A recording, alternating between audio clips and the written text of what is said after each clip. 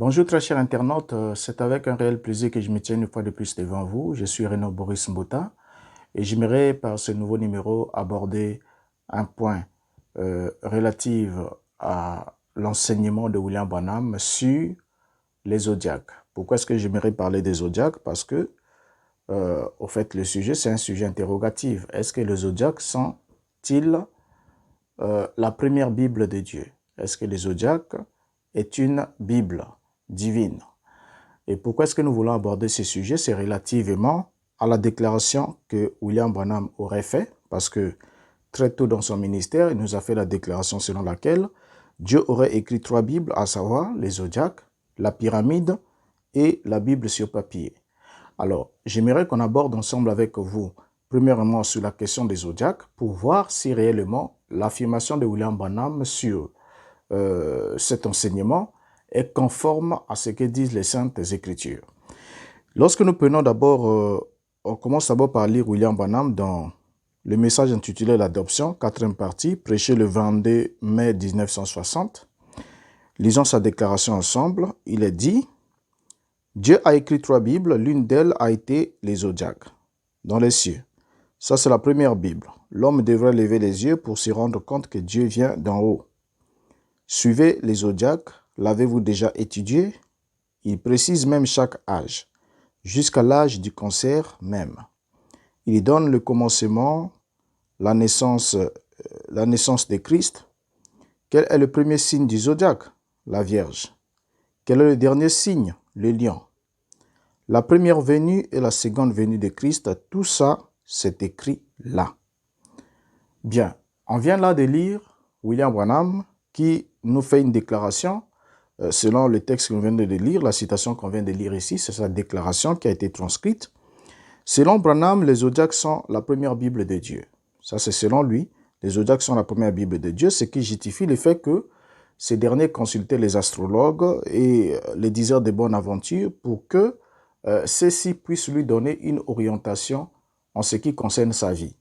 Parce que très tôt, William Branham avait déjà attribué au zodiaque la qualité d'être une Bible divine. En d'autres termes, Dieu aurait écrit la première Bible dans le ciel, au travers des étoiles, par des étoiles, de sorte que l'homme devait lever les yeux pour connaître la volonté de Dieu, pour communiquer avec, ou soit écouter Dieu, ou connaître la volonté de Dieu, ou communiquer avec Dieu.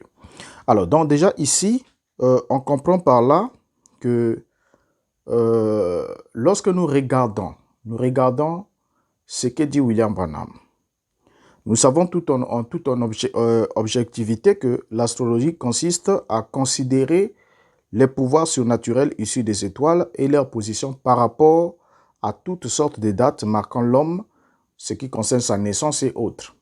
Donc en d'autres termes, c'est l'influence des astres sur l'identité ou sur la personnalité quelconque. Alors, il est vrai que la Bible fait mention des signes des zodiaques. Et ce mot n'est pas un mot étranger à la Bible.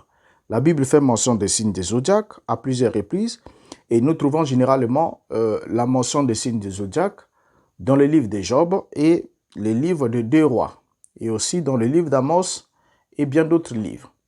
Alors, lorsque nous lisons dans le livre de Job, au chapitre 38, nous allons prendre quelques versets, nous allons les lire ensemble avec vous pour dégager le fond et comprendre ensemble si la doctrine ou la déclaration ou l'affirmation que fait William Branham sur les zodiaques est fondée comme quoi les zodiaques est une Bible divine. Autrement dit, la première Bible de Dieu. Dans Job chapitre 38, le verset 32, nous lisons: Fais-tu paraître en leur temps les signes du zodiaque et conduis-tu la grande ours avec ses petits? Ensuite, quand nous prenons 2 Rois chapitre 23, le verset 5, nous lisons: Il chassa les prêtres des idoles, donc parlons du roi Josias. Il chassa les prêtres des idoles, établis par les rois de Juda pour brûler des parfums sur de hauts lieux dans les villes de Juda et aux environs de Jérusalem, et ceux qui offraient des parfums à Baal, au soleil, à la lune, au zodiaque et à toute l'armée des cieux. Ensuite, quand nous revenons sur le passage de Job chapitre 38, les versets 31 à 32, Lorsqu'on lit ces passages, on va se rendre compte d'une évidence, c'est que c'est Jéhovah, soit l'Éternel, qui parle. C'est lui qui s'adresse ici à Job. Et lorsqu'il parle, il souligne la grandeur de son action créateur. Il est en train de souligner la grandeur de son action créateur et qui non seulement a fait des constellations, non seulement qu'il a fait des constellations, mais aussi il les a fixées l'une par rapport à l'autre. Et ainsi, il a aussi déterminé leur mouvement et leur apparition au cours de l'année. Donc là, Dieu est en train de déployer ou encore de démontrer son action créateur devant Job. Et c'est lui qui est en train de parler. Il n'en fait pas une instruction. Voyez, il est en train de lui poser des questions. Il lui dit, fais-tu paraître en l'air temps les signes du zodiaque? Donc en d'autres termes, c'est lui, pour montrer que c'est lui qui est le maître qui fait apparaître en l'air temps les signes du zodiaque. Donc les signes apparaissent par rapport à l'air temps et le temps, c'est Dieu qui les fixe. Maintenant, du fait que Dieu fasse mention de la création de la grande ourse, de l'Orient et même des Pléiades, ne fait pas pourtant de cela une orientation, encore une instruction à pratiquer le zodiaque pour ceux qui sont en quelque sorte en relation avec le divin. Alors, Job chapitre 9, le verset 9 nous affirme, nous dit ce qui suit. Il a créé la grande ourse, l'Orient et les Pléiades, et les étoiles des régions australes. Et quand on prend Amos chapitre 5, le verset 8, il est dit, il a créé des Pléiades et l'Orient, il a changé les ténèbres en aurore, il a obscurci le jour pour en faire la nuit, il appelle les eaux de la mer et les répand sur la surface de la terre. L'Éternel est son nom. Donc ici aussi, comme on vient de le lire ici, de le dire un peu plus haut, dans tous ces passages qui font la description de la grande ourse, des Pléiades et de l'Orient, Dieu n'est pas en train de donner une instruction ou encore en train de nous ouvrir une brèche pour que nous puissions nous y mettre, nous lancer à la pratique de l'astrologie au point de faire des zodiaques la première Bible de Dieu. Mais il est ici, vous allez remarquer ensemble avec moi que dans tous les passages où ces points sont cités, il est question de démontrer l'acte créateur de Dieu, de démontrer la puissance de Dieu par la création et de démontrer qu'il est réellement celui qui a créé, celui qui coordonne et qui maintient toutes ces choses en équilibre. Mais il n'en fait pas pour autant une Bible afin que nous puissions les consulter et que nous puissions les pratiquer. Alors, ces versets évoquent bien l'acte créateur de Dieu, comme on vient de le dire. Vous voyez que tous ces versets évoquent l'acte créateur de Dieu. Et quand on va dans 2 Rois chapitre 23, le verset 5, on voit que les étoiles et les signes des zodiaques étaient devenus l'objet d'adoration et de culte par des rois de Juda, précurseurs du roi Josias, et qu'il y a eu même des sacrificateurs idolâtres qui étaient attachés à ces cultes. Donc, vous voyez que le culte, lorsque Josias arrive, Josias fait ce qui est louable aux yeux de Jéhovah, il détruit ces choses. Et la Bible est précise, la Bible nous dit clairement qu'il chassa les prêtres des idoles, vous voyez, établis par les rois de Juda pour brûler les parfums sur des hauts lieux, dans les villes de Juda et aux environs de Jérusalem, et ceux qui offraient des parfums à Baal, au soleil, à la lune, au zodiaque et à toute l'armée des cieux. Donc, il les a tous fait partir. Alors, donc, quand Job parle de la grande ourse et autres, dans Job chapitre 9, le verset 9, c'est Job qui parle là, il ne fait que souligner simplement la grandeur du Créateur qui a fait les constellations. Et même Amos chapitre 5, le verset 8 qu'on vient de lire plus haut, va dans le même sens. Donc, on est en train de souligner la grandeur du Dieu du ciel qui a fait toutes ces constellations et qui les maintient dans l'ordre et qui veille à leur fonctionnement afin qu'ils apparaissent en leur temps. Alors, donc ici aussi, nous constatons avec brio que chaque fois qu'il y a contemplation des constellations, les pensées sont ramenées vers le Créateur et non vers le Créateur qui en est l'auteur de tout. Quand on parle de constellations, on ramène uniquement nos pensées vers le Créateur qui est l'auteur de toutes ces choses. Vous voyez? Donc, c'est pour nous permettre d'apprécier Dieu par sa création. Parce que Dieu est aussi connu au travers de sa création. C'est même la première voie de connaissance de Dieu, c'est de le reconnaître, de le voir au travers de sa création.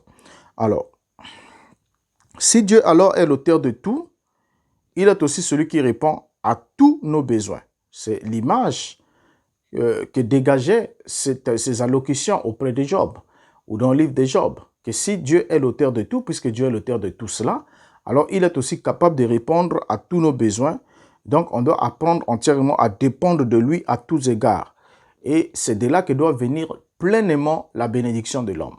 C'est ainsi que lorsque Dieu s'exprime, ou lorsque nous entendons parler des zodiaques, nous lisons parler des zodiaques ainsi que des constellations de livres de Job et des livres des deux rois, ainsi qu'Amos, on est en train de nous rappeler la grandeur de Dieu, comme quoi nous devons nous attendre à lui et nous devons comprendre qu'il est plus grand, il est l'auteur de toutes ces choses, il est plus grand, il coordonne tout cela, et s'il peut faire de si grandes choses qui sont si grandes, plus grandes que nous pouvons les penser, alors combien à plus forte raison ne peut-il pas prendre soin de nous? Et pourquoi ne devons-nous pas dépendre entièrement de lui et s'attendre à lui pour obtenir gain de cause en quoi que ce soit? Donc, pour commencer, lorsqu'on se pose la question de savoir quel est réellement le vrai problème qu'il y a avec les zodiaques, quel est le problème qu'il y a avec l'astrologie ou avec la doctrine des zodiaques, il doit y avoir réellement un problème. Pour commencer, le zodiaque vient du mot grec zodiakos, qui signifie cercle de petits animaux. Et ça vient aussi en quelque sorte de zodiaion, qui est le diminutif de zoun, c'est-à-dire animal. Et ce nom vient du fait que toutes les constellations du zodiaque, donc à l'exception de la balance, qui fait anciennement partie des scorpions, tous les autres signes des zodiaques figurent figurent des créatures vivantes. Et voilà pourquoi on parle de zodiaque, parce que là, nous sommes dans Zoun, ainsi de suite. Donc, les petits animaux dans la sphère céleste ou encore dans le cercle zodiacal. Alors, l'épître de Paul aux Romains nous apporte un certain éclairage pour qu'on comprenne comment est-ce que ces deux rois sont arrivés à l'idolâtrie, comment est-ce qu'ils ont adoré les zodiaques et ont brûlé le parfum devant les armées des cieux, comment est-ce qu'ils en sont arrivés là? Et lorsque Paul écrit aux Romains, n'oublions pas ensemble avec moi que lorsqu'on parle de zodiaque ici, nous sommes là dans la langue grecque, et puis c'est Rome qui était le dernier des 4 empires, ou encore des 5 empires, à coloniser ou à gouverner la Jérusalem hérodienne. Ok? Et à l'époque de Paul, c'était Rome. Et Rome, avec sa langue latine, qui était la langue officielle de l'Empire, mais au niveau de l'écriture, c'était la langue grecque, puisque Rome avait en quelque sorte importé dans son sein la culture gréco-romaine, donc la culture grecque, et puis qu'il avait associée à sa culture. Donc déjà ici, lorsque l'apôtre Paul écrit aux Romains, il les écrit pour montrer la défaillance de Rome. Comment est-ce que Rome en est arrivé à l'idolâtrie? Il dit ce qui suit. Nous allons le lire progressivement. Romains chapitre 1er, le verset 20 jusqu'au verset 25. Et nous allons comprendre quelque chose ensemble avec vous. Nous lisons. Le verset 20. En effet, les perfections invisibles de Dieu, sa puissance éternelle et sa divinité se voient comme à l'œil nu, comme à l'œil, depuis la création du monde. Quand on les considère dans ses ouvrages, ils sont donc inexcusables. Verset 21.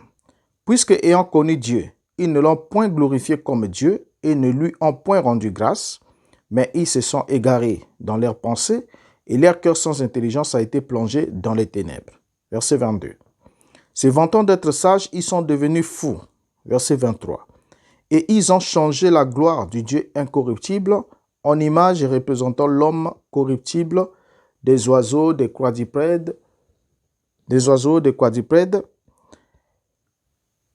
et des reptiles. Verset 24. C'est pourquoi Dieu les a livrés à l'impureté selon les convoitises de leur cœur, en sorte qu'ils déshonorent eux-mêmes leur propre corps. Verset 25.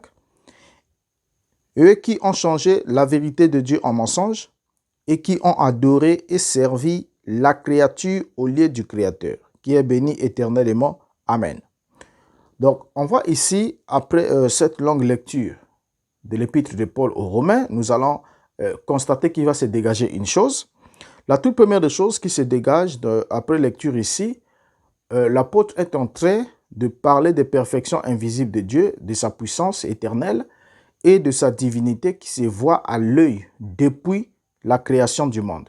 Donc, à partir de la création du monde, on peut, à partir de la création, prendre connaissance de la perfection invisible, des perfections invisibles de Dieu, de sa puissance éternelle, ainsi que de sa divinité. Donc, ce qui démontre que Dieu est Dieu, parce qu'il est capable, il a créé toutes choses. Vous voyez, il a tout créé et puis il maintient tout dans l'ordre. Donc, c'est ce que l'apôtre est en train de dégager ici à la première lecture. Et il descend jusqu'à montrer comment ils ont changé la gloire du Dieu incorruptible en image représentant l'homme corruptible, des oiseaux, des quadrupèdes et des reptiles.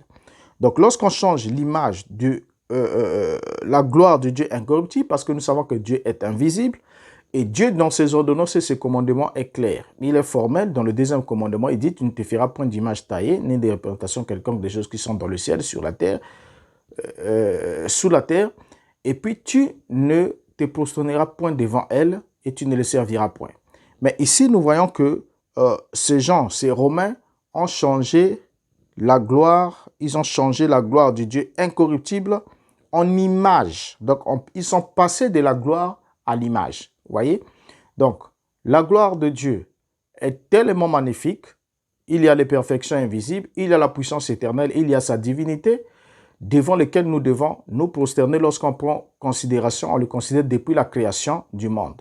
Mais ici, ces gens, se vantant d'être sages, ils sont devenus fous et dans leur folie, vous remarquez que dans leur folie, pendant qu'ils sont en train de dégrader progressivement, dans leur folie, ils vont changer l'image, ils vont changer plutôt la gloire incorruptible de Dieu en image représentant l'homme corruptible, les oiseaux, des quadrupèdes et des reptiles. Et la Bible dit, et c'est pourquoi Dieu les a livrés à l'impureté selon la convoitise de leur cœur, en sorte qu'ils se déshonorent eux-mêmes, leur propre corps. Pourquoi? Parce qu'au lieu de servir et au finish, ils ont commencé à adorer la créature au lieu d'adorer le Créateur. Donc, Paul montre ici comment s'est installée la dégradation romaine jusqu'à l'apparition de l'idolâtrie. Donc, l'idolâtrie, telle que nous avons lu dans 2 Rois, comment Josias est venu détruire, chasser plutôt les prêtres qui se livraient à ces actes au niveau du temple. Comment est-ce qu'ils en sont arrivés là? Ils en sont arrivés là progressivement parce qu'ils n'ont pas pris d'abord en considération les perfections invisibles de Dieu, sa puissance éternelle et sa divinité. Donc, si on se rend compte qu'effectivement, Dieu aide à des perfections invisibles et que sa puissance est éternelle, y compris sa divinité, alors on ne peut pas attribuer sa gloire en le changeant en image, en le représentant en image d'un homme ou encore d'un animal, d'un quadrupède, de quoi que ce soit, d'un oiseau quelconque, pour lui attribuer la gloire de Dieu. Vous voyez? C'est ce que nous ne devons pas faire. Alors, l'épître de Paul aux Romains présente l'idolâtrie comme étant le fait de changer la gloire incorruptible en image de l'homme corruptible, représentant l'homme corruptible, les oiseaux, les animaux, y compris les reptiles. Autrement dit, l'homme a donné à la création la place qui devait revenir au Créateur, alors que Dieu n'accepte pas cela. Il n'accepte pas que quoi que ce soit qui est une créature puisse recevoir sa gloire.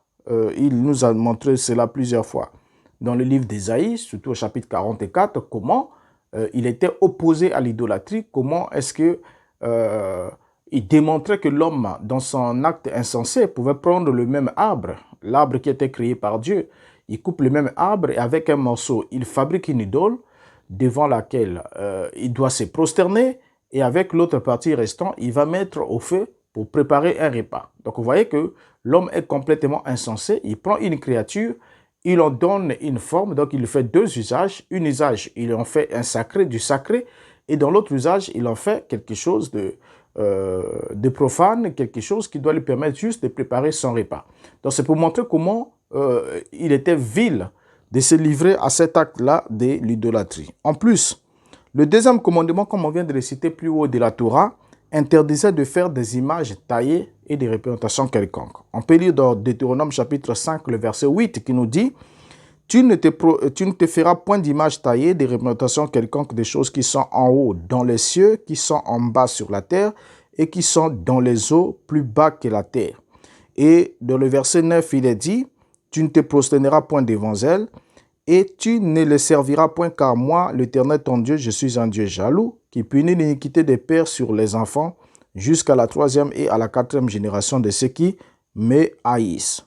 Donc, en un seul mot, l'astrologie est une forme d'idolâtrie. C'est une forme d'idolâtrie. Pourquoi? Parce que dans l'astrologie, nous avons le mot grec ancien, nous avons astron, donc qui nous donne étoile, et nous avons logos, qui signifie science, ou encore connaissance, ou discipline, ou encore une branche de la connaissance. Donc, déjà à partir de ce moment-là, nous sommes, quand on se livre à l'astrologie, on est en relation directe avec les étoiles, qui sont aussi appelées plus loin l'armée des cieux. Donc, on est en relation directe avec les étoiles, et cette pratique-là est condamnée par la Bible. Alors, ce n'est rien d'autre qu'une forme d'idolâtrie, où la créature adorée cette fois-ci est les étoiles dans une forme de constellation, et non littéralement l'homme ou les animaux, selon ce qu'est dit dans Romains chapitre 1. Mais pourtant, on est descendant, on représente, dans la zodiaque, on représente les étoiles dans des constellations où on leur attribue des noms des animaux. Vous avez les scorpions, vous avez les sagittaires, vous avez la Vierge, par exemple, qui est un être humain. Donc, vous avez beaucoup d'autres signes qui sont là, les béliers, les taureaux, ainsi de suite, qui sont des animaux. Donc, à partir de ce moment, selon ces passages, on va alors comprendre que lorsqu'on remplace la gloire du Dieu corruptible, du Dieu incorruptible plutôt, en le changeant à l'image de quoi que ce soit, alors on est plongé complètement dans l'idolâtrie. Et ce qui est une faute grave, est un péché grave devant notre Seigneur. Et par là, on comprend que l'astrologie est aussi de l'idolâtrie. Que quelqu'un l'admette ou pas, selon la Bible, l'astrologie est aussi de l'idolâtrie. Alors, selon les passages de Job et d'Amos, il ressort que les constellations principales citées ne sont rien d'autre que des créatures faites par Dieu.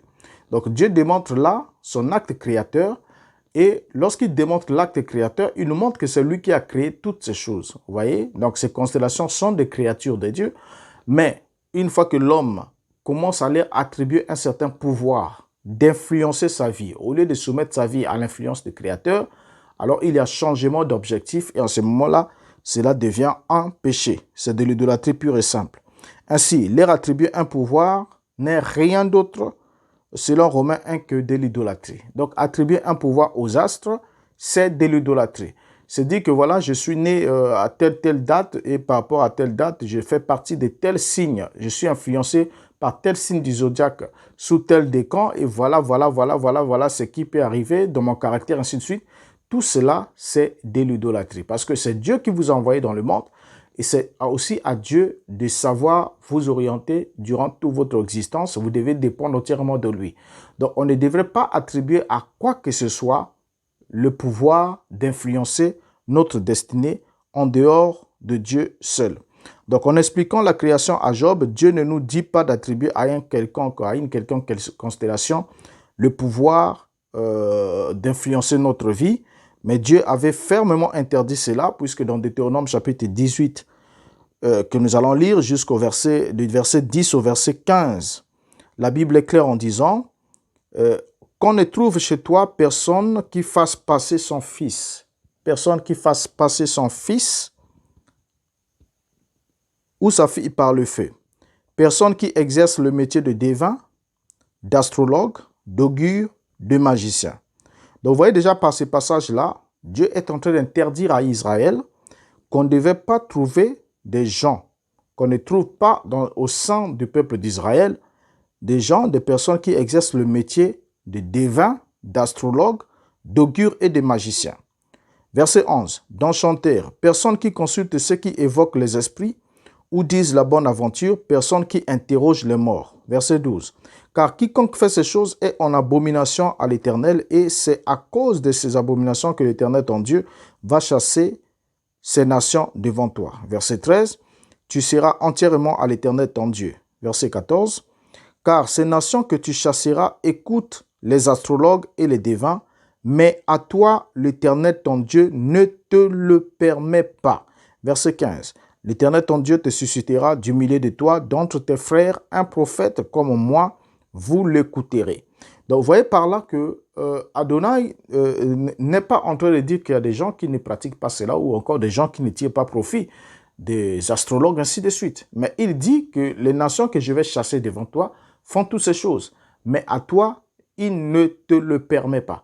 Donc, quand il y a interdiction, lorsque vous allez à l'encontre d'une interdiction divine, vous avez transgressé la loi divine. En ce moment-là, vous péchez. Voyez, maintenant pour eux, il leur dit qu'au lieu que vous puissiez vous rapprocher de ces gens que j'ai cités, que vous ne devez pas avoir au milieu de vous, voici, je vous susciterai un prophète. Donc, vous devez vous attendre à ce qu'il y ait le ministère prophétique. Donc, tout ce que ces gens-là pourront vous apporter en quoi que ce soit, ce ne sont que des imitations. C'est des choses qui ne peuvent pas en quelque sorte remplacer ce que Dieu prévoit pour vous, c'est-à-dire vous envoyer un prophète. Voilà pourquoi il leur dit plus bas, toi, l'Éternel ton Dieu ne te le permet pas, et l'Éternel ton Dieu te suscitera du milieu de toi, d'entre tes frères, un prophète comme moi, vous l'écouterez.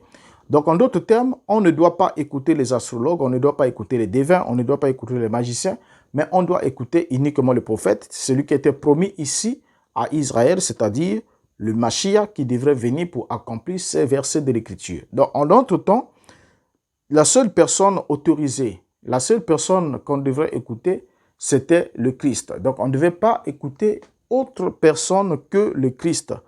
Donc, si les zodiaques sont la première Bible de Dieu, selon William Branham, alors les astrologues et consorts sont des serviteurs de son Dieu. C'est ce qui est clair.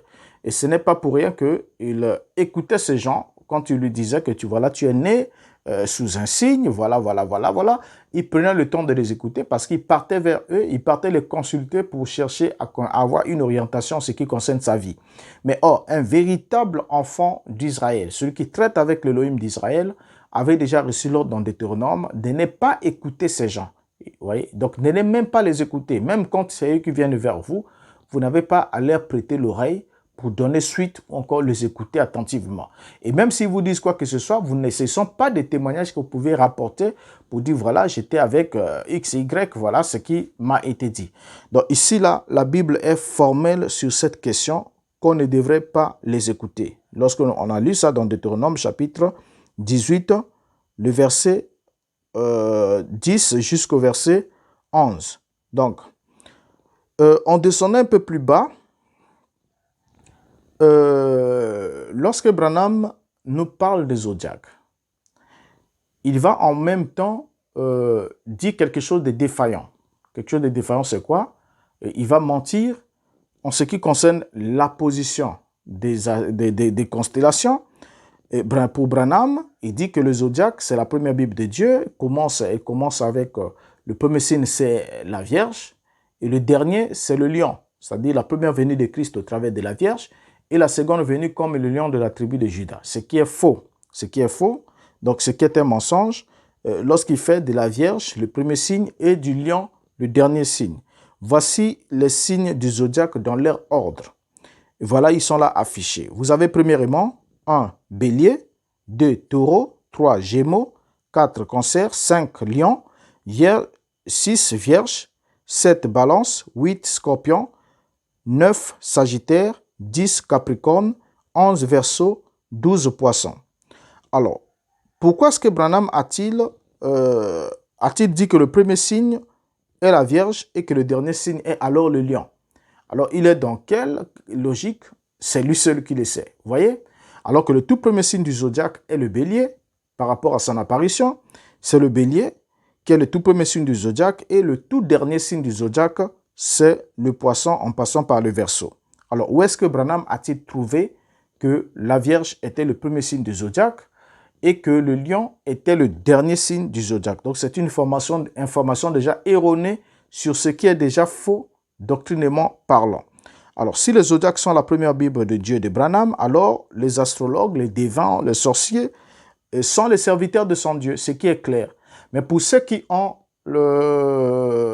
tant peu que cela soit la possibilité de réfléchir par eux-mêmes, vous comprenez par là que la Bible ne nous donne pas le droit de pratiquer l'astrologie, ne nous donne pas le droit d'accéder à toute cette science, à pratiquer cette science, parce que celui qui pratiquait cette science, la Bible est claire, à vous, je vous enverrai un prophète, les nations que je vais chasser font ces choses, mais vous, vous ne devez pas le faire. Donc, si vous êtes au milieu de gens, là où cela est enseigné comme étant une Bible, et même si le fait rien que de vous dire que, voilà, Dieu a écrit trois Bibles, la première c'est les zodiaques, et si vous croyez réellement que les zodiaques que Dieu a condamnés dans la Bible est en même temps sa propre Bible à lui, en ce moment-là, vous faites de la Bible un livre de mensonges, et c'est vous qui êtes séduit par le mensonge quand vous le confessez. Donc voilà ce qu'on avait apporté par ce numéro ici pour démontrer que ou encore l'affirmation que William Branham a fait, selon laquelle les zodiaques étaient la première Bible de Dieu, est une fausse affirmation. Donc, je vous donne rendez-vous pour un prochain numéro où nous allons parler de la deuxième Bible de Dieu selon William Branham, c'est-à-dire la Bible dans la pierre. Et nous parlerons de la pyramide, et ça nous prendra un peu quelques numéros là-dessus, mais je souhaiterais vraiment que vous soyez scottier et que vous recommandez aussi la chaîne aux autres. Et si vous avez des suggestions ou un commentaire à laisser, nous serons contents de vous lire.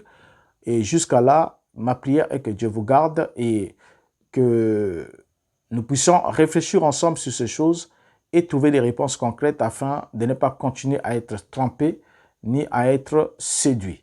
Au revoir, à la prochaine.